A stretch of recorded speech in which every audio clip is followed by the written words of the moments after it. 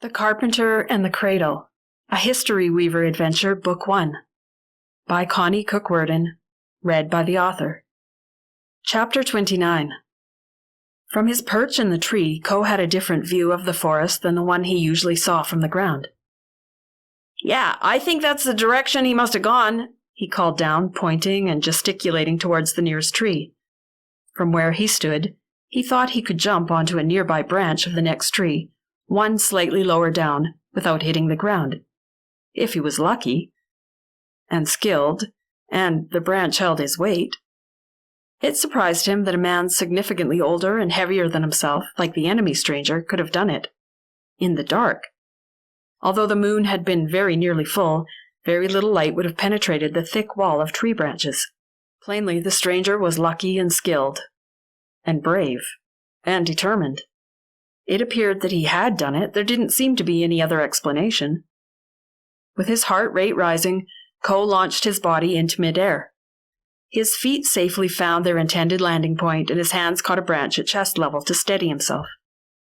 From that branch, nothing looked promising for his next step, so he climbed higher and circled the tree. From the higher vantage point, Ko spotted the next tree that he thought would have been the likeliest one to create the path that the stranger had followed. After moving ahead 3 or 4 trees in this way, he came to one that stumped him. There were several trees that seemed equidistant from the branch he occupied. Which direction would the man have taken? As luck would have it, he noticed a fresh break on one of the branches in one of the trees. It looked like a fresh break, not old and dead. Perhaps it hadn't been strong enough to support a man's weight. Or perhaps the man had knocked it somehow and broken it.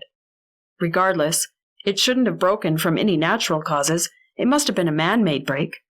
Ko found a branch that would support his weight and repeated the process that had gotten him this far. Once he'd arrived safely, he stooped down, grasping the rough bark of the trunk, and examined the sturdy limb that his feet were positioned on. Sure enough, he could see bark missing, looking as though it had been scraped off by human feet.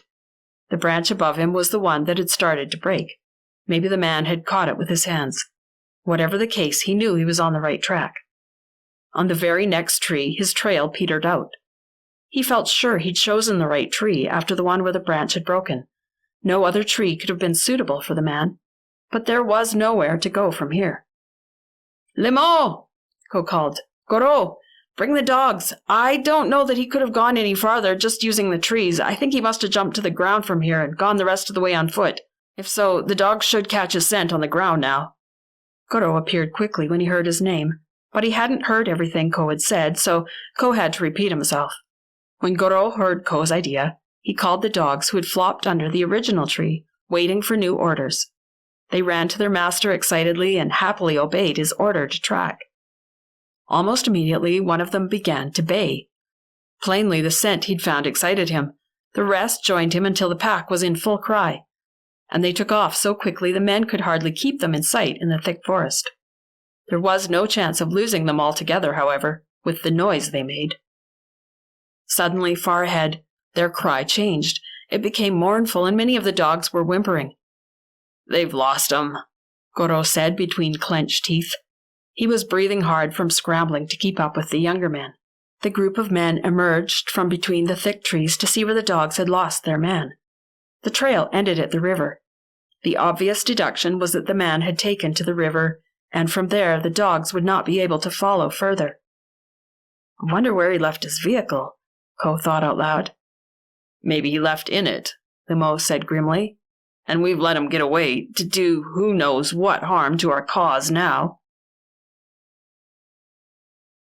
They burst through the main entrance of the hospital and walk raced to the nurse's station. Paul took charge once there. "We wonder if, what was the name on her name tag again, girls? Janet, was that it? We're wondering if a nurse named Janet happens to be on duty right now." "Not today," one of the other nurses on duty told him. "Can you tell us when she works next?" Paul asked in a tone of urgency.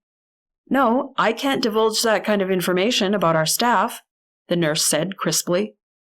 "I suppose giving out a phone number or home address is strictly out of the question then?" he half pleaded. "Yes, quite out of the question," she agreed, ignoring the pleading tone. but July was nudging him in the side with one of her talented elbows. "Dad, Dad," she hissed. She indicated a memo board at the back of the nurse's station that read, "Congratulations to this month's winner of the draw for a free evening of babysitting and a dinner date, Janet Sorvino." Her keen eyes had noticed it, and they could take it from there now that they had a last name. At the reception desk at the front of the hospital, Paul stopped to ask the bored-looking receptionist if she had a phone book he could borrow. She passed it over unquestioningly, and he took it off to a corner away from her watching eyes and quickly found the S section of Cherryton. "There are only 4 Sorvinos in Cherryton, in the phone book anyway. Hope she still has a landline," he hissed in a whisper to the girls. "None of them are Janet or Jay, but she's likely married. I'll copy all the numbers and addresses and we can try them all. To tell you the truth, I like the idea better of showing up on her doorstep. It's the kind of thing that might be easier to explain in person, and it's harder to hang up or slam the door on someone on your doorstep, just in case she thinks there's something fishy about all this. Besides, if she sees us in person, she may recognize this group and know that we're the ones who came to visit Georgie in the hospital. She may be more willing to talk to us if she knows that." They quickly left the hospital once Paul had copied out the information he needed. They weren't long in finding the first address. Surprisingly, it was Janet herself who answered the doorbell of the very first house they tried. "Hello, Mrs. Sorvino, we're here urgently seeking some information about a patient you had at one time. The hit-and-run victim, the girl we called Georgie. Do you recognize us?" Yes, I do," Janet said slowly. "Please, call me Janet. How did you find me at home?" Paul quickly explained the detective work, and Janet nodded. "You know I can't talk to you about a patient, though. There are confidentiality rules I have to follow," she said grudgingly, as though she regretted the policies and would have dearly loved to be in on whatever it was the group wanted to learn. "We understand all that, but this isn't anything about the patient personally. It's about the items she had in her backpack that you got to see when they brought her in by ambulance that day. As you may know, Georgie came to live in our house, well, with our upstairs neighbor at least, but we never did ask to look in her backpack, so we never saw what you saw. But Georgie has disappeared. We think she may be in danger. We don't have enough information or evidence to go to the police and have them take us seriously about the danger she's in, but we think we might be able to learn her whereabouts, or more about her whereabouts anyway, if we had one little piece of information that you have. We're just wondering what the drawing that she carried around with her in her backpack, what that looked like." Janet looked at them for a long moment. "I think you'd better come in," she said finally, narrowing her eyes at them. "I'll try to help you if I can," she said, after they had trooped in through her front door and were clustered around her kitchen island. "After all, she's no longer a patient, and I know you would only want what's best for her. If you really feel she's in danger, I'd better help you all I can. If all you're asking about is the drawing in her backpack, I don't feel that's a breach of confidentiality. So let me see if I can remember what I saw." She stared upward toward the kitchen light for a second. "It was kind of an odd thing. I might be able to draw you something similar from what I can remember from what I saw. It was such an odd thing that I did spend some time examining it.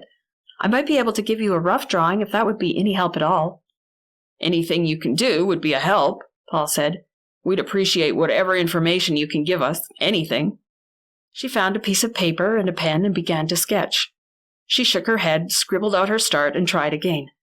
At last she held up a drawing of something like a half-cylinder, hollowed out, tipped sideways, and open all along the upper side. It rested on legs of some kind, and an arched piece protruded over one end of the half-cylinder like a covering.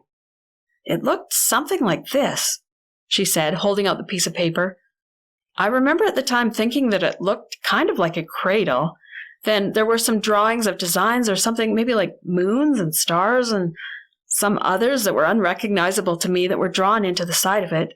And below it all there was something that looked like kind of a map, but I can't remember any details of the map. I just got the impression that it may have been a map.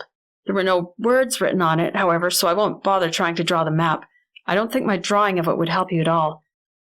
There were mountains and a river sketched on it, though.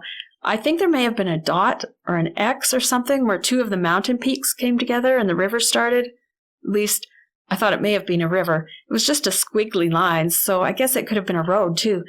Then it branched off into 3 squiggly lines as it went down the mountain from what I recall. Is any of that any help to you?